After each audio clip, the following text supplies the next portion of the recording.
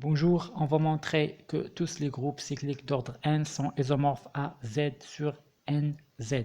Alors, l'intérêt de cet exercice, il faut simuler tous les groupes et les sous-groupes cycliques d'ordre n avec le célèbre groupe Z sur NZ.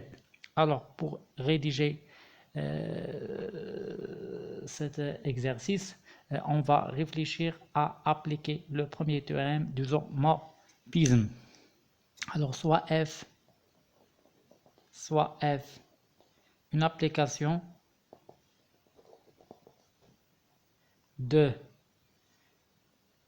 Z sur NZ vers le sous-groupe ou bien le groupe engendré par A, point.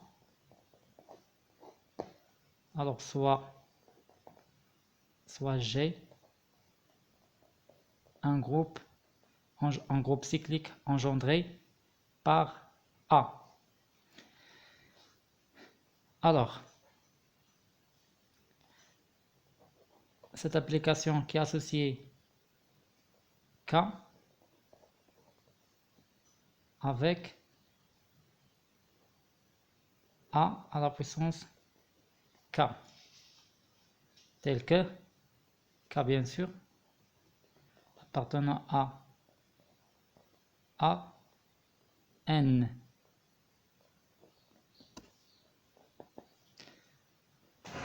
Alors, montrons.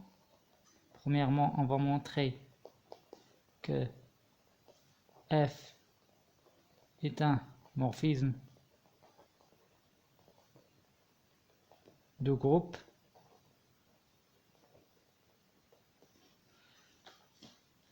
Alors, soit K1, K2, classe d'équivalence K1 et classe d'équivalence K2 dans Z sur NZ. Alors, F2 K1 plus K2 est égal à la puissance Ka plus K2 est égal à la puissance K1 ou à la puissance K2 qui est égal F2 classe d'équivalence K1 fois F de classe d'équivalence K2. D'où F est un morphisme de groupe.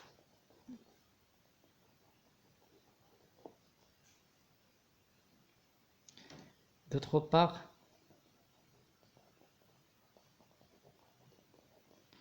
on a F est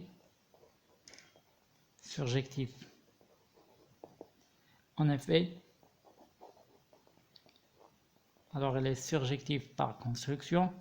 Alors en effet, quel que soit K appartenant à 1, N et A à la puissance K dans le groupe engendré par A, alors il existe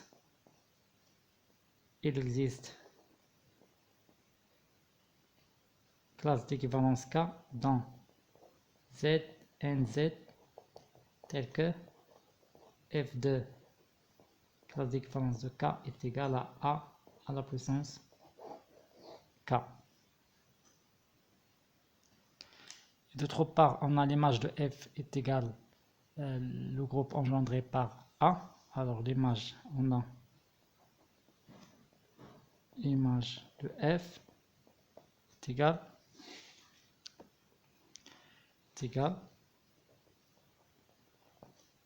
à le groupe engendré par A. On va montrer et montrant que le quart de F est égal à NZ.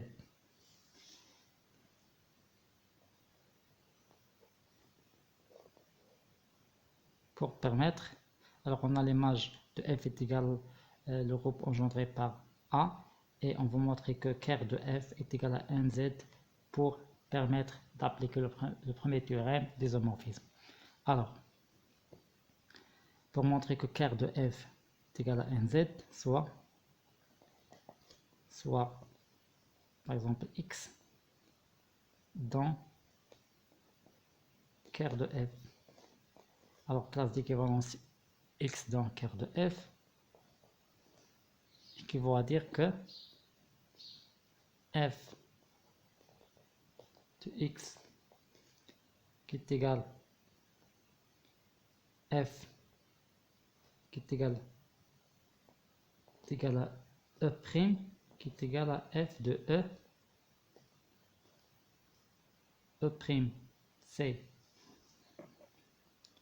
l'élément neutre de le groupe engendré par A, et e prime c'est f de e c'est l'élément neutre engendré par A qui est égal à e prime c'est l'élément neutre engendré bien sûr par A, et E l'élément neutre engendré par Z, nz plus.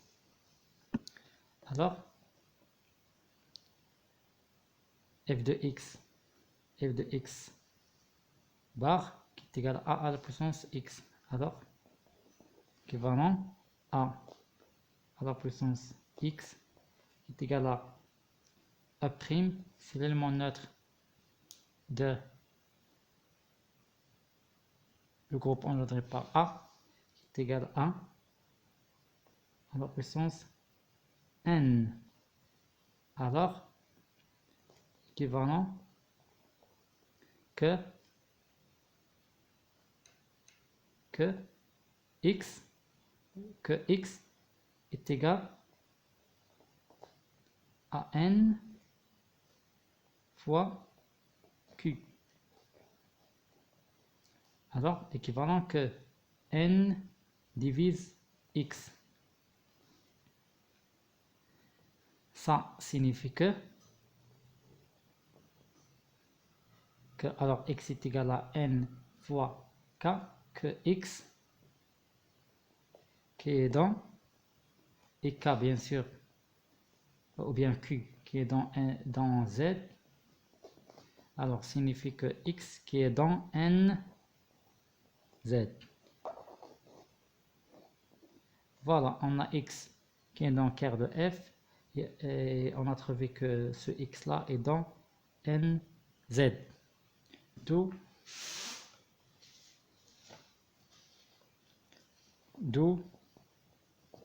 ker de f est égal à n z. Alors suivons